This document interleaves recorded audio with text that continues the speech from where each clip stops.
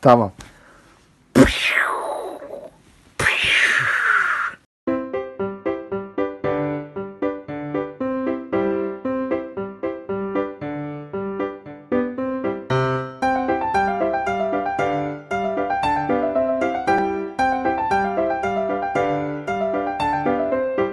Arkadaşlar bugün sizlere orman hayvanlarını götüreceğim.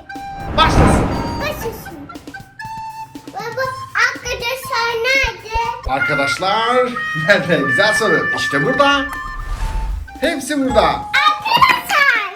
Evet. Evet. Evet. Şimdi hazır mısın? Evet. Anne şimdi soruyor. Başla annesi. Dadı. Bunun adı ne? Kakada. Nerede yaşar? Biliyor musun gerçekten nerede yaşar? Arkadaşlar. Bunun adı ne?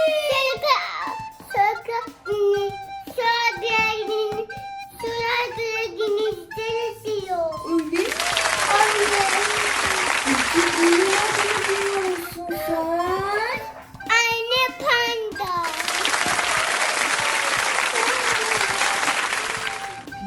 İyi.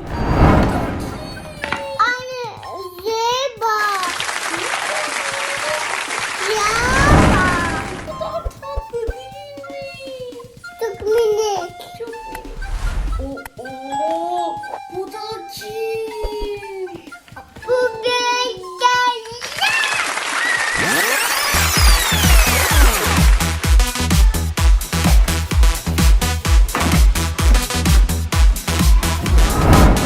Altım, getir anne kamyonla konuşalım biz. Anne kamyonu getir hadi. Anne kamyon, gel. Hayvanları görmek ister misin? Çabuk gel, kaçırma hayvanları. Bu hayvanlar ormanda yaşıyorlar biliyor musun anne kamyon? Oo öyle mi? Peki bunun adı ne? Bunun adı ne halkım? Peki şunun adı ne halkım?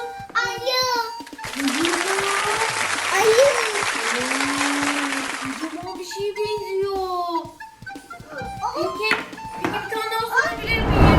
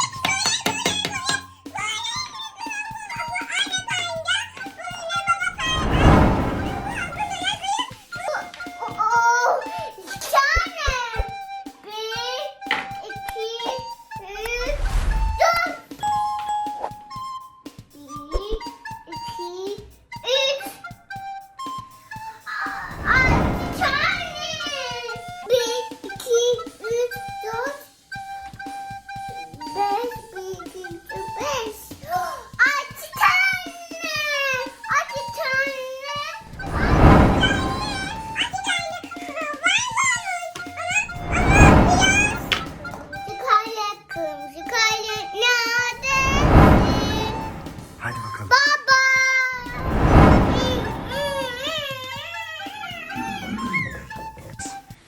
Tamam.